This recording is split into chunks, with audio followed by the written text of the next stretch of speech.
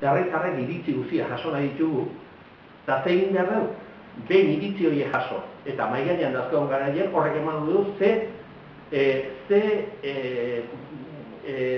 ze ardatz, ze modelo behar duen ardatz horretako, eta horrekin proiektua realizatu behar da. Bueno, handik aurra izango da, tramitazio urbanistiko baten tramitazioa izango du udaletxearen barruan. Baina importantea da, bat, iritziak, objektiboak eta gainentzea garbi egitzei Zabalkalean zegin nahi den, hori eginda gero proiektua redazioa. Beraz, pauso horiek jarraituko ditugu guk edo atzetik datozenak.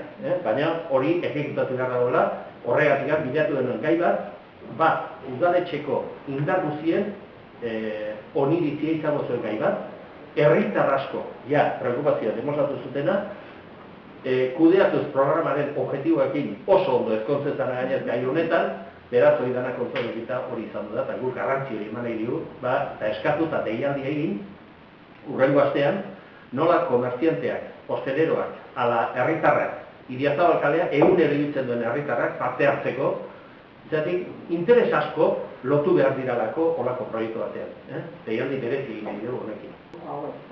Ezaguna da bezala, Foru Aldundiaren apustu estrategikoetako bat, legegintzaldi horretarako, kultura politiko berria deitu diogun hori sustatzea da. Eta zer ulertzen dugu kultura politiko berri horretan, erakundeak, elkarte pribatuak eta herritarren arteko elkarlana dinamika berriak sustatzeari deitu diogu kultura politiko berriak lan egiteko modu berri bat bilatzea alegia. Eta elkarlana sustatzeko asmo horretan, herritarrak instituzioetako, erakundetako erabaki eremuetan eta erabaki prozesuetan parte hartzea edo erabaki eremu horietara hurbiltzen joatea guretzako funtsezko lan ildoetako bat da. Eta horregatik, zenbait ekimen egin dugu martxan, herritarren parte hartze hori bultzatu nahiak. Horietako ekimen bat kudeatuz izenarekin ezagutzen duguna da, eta kudeatuz hau urterekin sinatutako hitzarmen baten baitan garatzen ari da.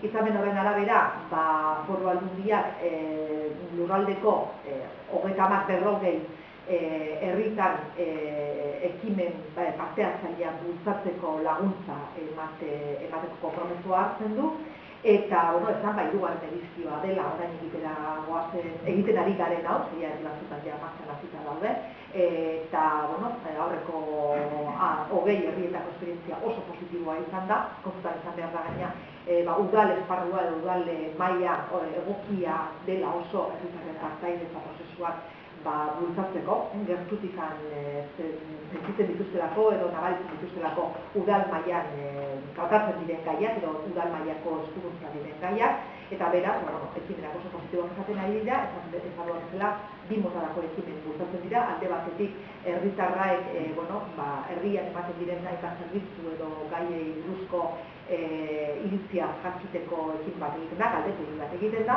eta bigarren ekimen bat prozesu parte hartzaile zuzen bat. Eta horren berri eman nahi dugu gaur honetan, unietan bere batean, hilaren bian okertzanago, hasiko bai da, prozesu parte hartzaile bat, gai garrantzitsu bat buruz, horrekin jarraituz esan, prozesu parte hartzailea kudeatuz programa hori hornietan martxan dugu, arrazoi bategatik udaletxeak erabaki zuen lanak bikoiztu beharrean, aldala gutxienez lanak bat bestearen gainean bilatzea. Zenengatik, erakargarria izan ditezen herritar guztientzako. Hau da, programoren barruan, sartu genuen baita ere gure ekimen propio bat da, plan generalaren inguruan herri partaidetza martxan jartzea. Eta prozesu hori martxan dago. Baina guk, bagenduen, kudeatuz programoan gai bat berezia zana eta urnietaren etorkizunerako garrantzia zuena zan, Idiazabalkalearen birmoldaketa.